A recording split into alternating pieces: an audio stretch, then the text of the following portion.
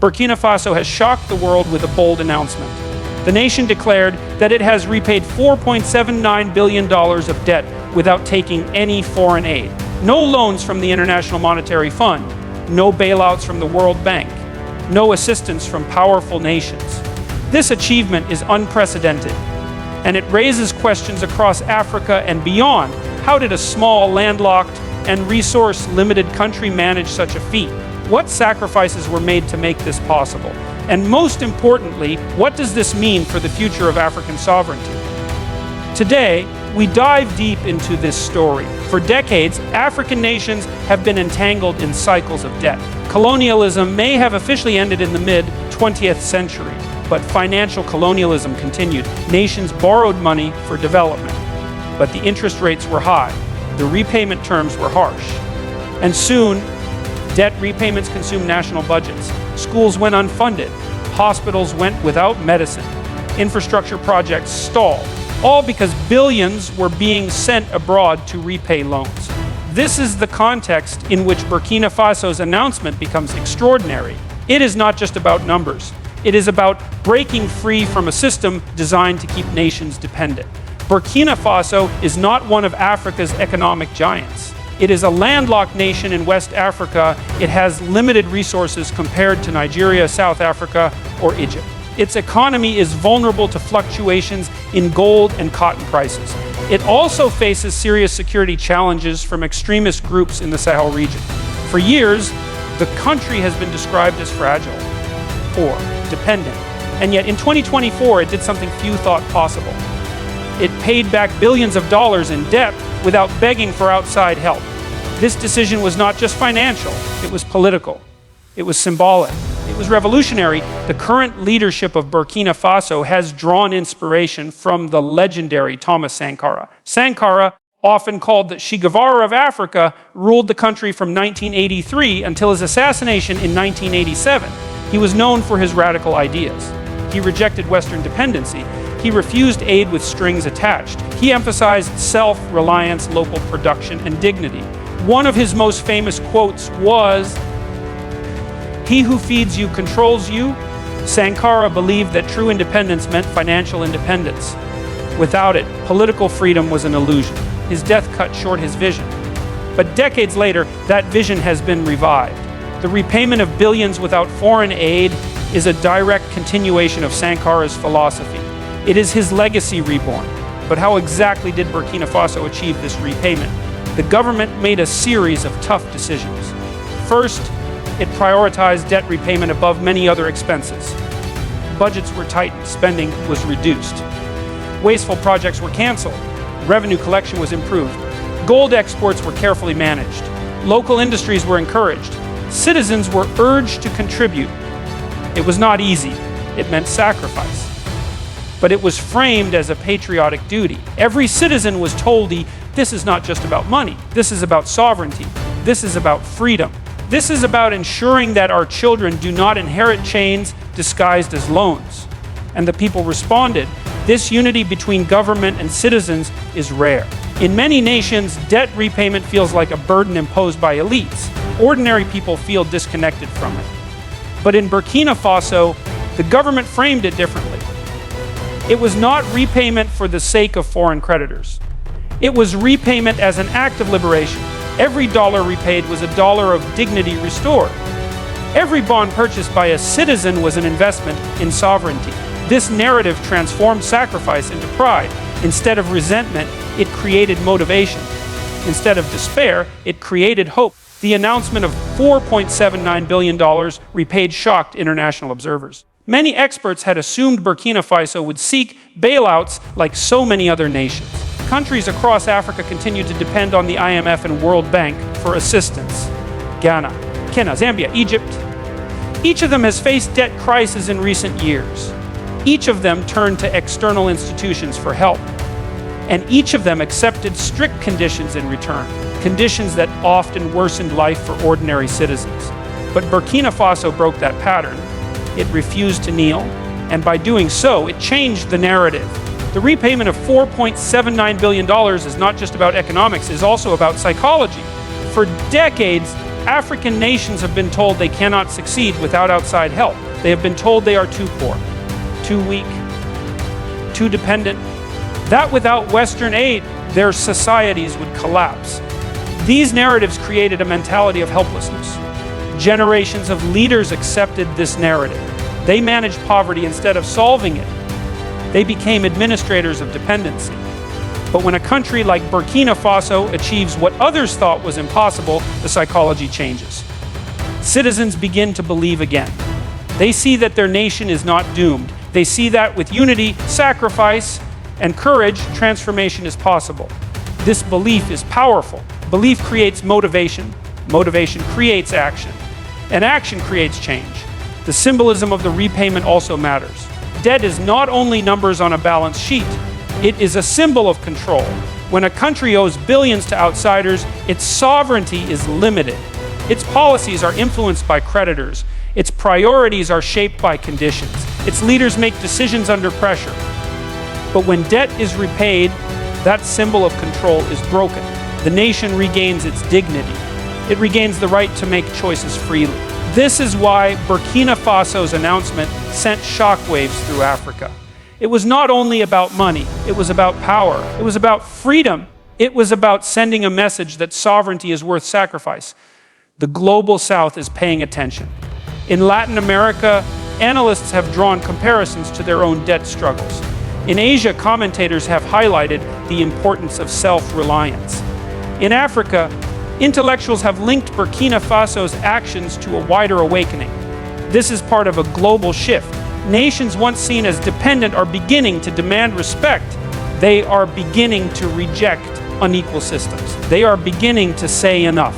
Burkina Faso is small in size, but its action carries weight far beyond its borders. It represents the possibility of a new world order, one where developing nations define their own future, one where sovereignty is not a dream, but a reality. Of course, challenges remain. Sovereignty does not solve every problem. Debt repayment does not erase terrorism. It does not immediately create jobs. It does not automatically improve education or healthcare, but it lays a foundation. It creates space for independent policies. It builds confidence among citizens. And most importantly, it breaks the cycle of dependency. That cycle has been the greatest barrier to development. Breaking it is the first step toward lasting progress.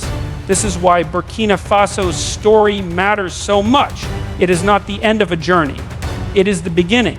One reason this story resonates so strongly is the contrast with other nations. While Burkina Faso was paying off debt, many larger economies were sinking deeper into it. Take Ghana, for example. In 2023, Ghana faced one of the worst debt crises in its history. Its debt to GDP ratio crossed dangerous levels. It could not repay creditors. The government had to restructure its loans. It went back to the International Monetary Fund for assistance. The IMF agreed to provide a bailout. But the bailout came with strict conditions. Ghana was told to cut spending. It was told to raise taxes. It was told to implement austerity. Citizens were forced to bear the weight of these measures. The value of the local currency fell. Inflation soared, and ordinary people suffered. This is the cycle that Burkina Faso wanted to escape. The cycle where debt leads to bailouts. Bailouts lead to conditions. Conditions lead to suffering. And suffering creates more instability. By paying its debt through domestic resources, Burkina Faso avoided this trap. It showed that another way is possible. Nigeria provides another example. Africa's largest economy is rich in oil, but despite its wealth, Nigeria remains heavily indebted. Billions of dollars are owed to international creditors. Each year, a huge portion of the national budget is spent servicing debt. That means less money for education, less money for healthcare, less money for infrastructure. Debt becomes a burden on the nation's future, and every new loan pushes the country deeper into dependency. For young Nigerians, this is frustrating. They see their nation's wealth, they see oil revenues, yet they see poverty all around them. They ask, why are we rich in resources but poor in reality? The answer often lies in debt. Burkina Faso's example offers hope that even nations caught in this trap can break free. It proves that if the political will exists, sovereignty is possible. Even outside Africa, the story has echoes. Argentina in South America has faced decades of debt struggles. Every few years, it returns to the IMF for assistance. Each bailout brings temporary relief, but long-term pain. Citizens have grown weary of endless borrowing. They see their nation's sovereignty slipping away. Burkina Faso's achievement shows that even small nations can challenge the system. It proves that independence is not about size, it is about courage. It is about leadership. And it is about the willingness to make sacrifices today for freedom tomorrow. Another dimension of Burkina Faso's decision is its regional symbolism. For decades, West Africa has been dominated by the shadow of France. Even after independence, French influence remained deep. Economies were tied to the CFA franc. Military agreements kept French troops on African soil. Foreign companies controlled resources. And political leaders often looked to Paris before making decisions. This created a feeling among citizens that independence was incomplete, that colonialism had ended in name, but not in practice. This feeling fueled protests across the Sahel. It fueled resentment against foreign bases. It fueled anger at governments seen as puppets of outsiders. Burkina Faso's action struck at the heart of this frustration. By paying debt without foreign help, the nation symbolically broke a chain. It declared that Africa can act without approval from Paris, Washington, or Brussels. It showed that sovereignty is not just a word, it is a choice, and that choice has inspired others. The story also raises deeper questions about the global financial system. Why do so many nations remain trapped in debt decades after independence? Why do interest rates remain so high for developing countries? Why are African nations often forced to borrow in foreign currencies? These are not technical questions. They are questions of justice. The current system favors the powerful. It ensures wealth flows from poor countries to rich ones. It locks nations into dependency, and it leaves them vulnerable to crisis.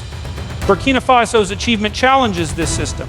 It shows that nations can resist. It shows that nations can chart their own course. And it reminds the world that debt is not destiny. Debt is a tool, and tools can be put down. The repayment of $4.79 billion by Burkina Faso is more than an economic milestone. It is a story of dignity. It is a story of sacrifice. And it is a story of hope. For years, Africa has been spoken about as a continent of problems. Poverty, instability, corruption, dependency. But this moment tells a different story. It tells a story of resilience, a story of leadership, a story of a people willing to take control of their destiny. This is why the event has captured attention worldwide. It is not about the size of the economy. It is not about the number of resources. It is about the courage to stand up and act differently. Burkina Faso has proven that sovereignty begins with choices, and choices define the future. Looking forward, challenges remain. The country still faces terrorism in its northern regions. It still struggles with poverty. It still needs investment in education, healthcare, and jobs. But now it has something it lacked before. It has confidence, it has unity, and it has the belief that change is possible. This belief is more valuable than any loan. Because once a nation believes in itself, nothing can stop it. The story of Burkina Faso also carries a lesson for the world. It reminds us that leadership matters. That history is not shaped only by the powerful. It is shaped by those who dare to act differently. In 1987, Thomas Sankara was silenced. But in 2024, his spirit speaks again through the actions of his people. History does not move in straight lines. Sometimes it takes decades for seeds to grow. Sometimes it takes generations for ideas to return. But when they do, they return with force. And Burkina Faso's achievement is proof of that truth. For Africa, the message is clear. Independence is not complete until dependency ends. Freedom is not complete until decisions are made without fear of creditors. And sovereignty is not complete until nations control their own destinies. Burkina Faso has taken a step in that direction. A step that others can follow. A step that may inspire a wave of change across the continent. A step that says the age of dependency is ending. And the age of sovereignty has begun. For the people of Burkina Faso, this is a moment of pride. For the people of Africa, this is a moment of inspiration. And for the people of the world, This is a reminder that history is not fixed, that small nations can achieve great things, that dignity cannot be bought, and that freedom is worth every sacrifice. So when the announcement was made and the numbers were confirmed, it was more than just news. It was history, a history written not in loans, but in courage, not in dependency, but in sovereignty, not in despair, but in hope. And this history will not be forgotten, because long after the money is counted, the example will remain. The example of a small nation that stood tall, the example of a people who refused to bow, and the example of a continent awakening to its true power. Burkina Faso has spoken, and the world is listening.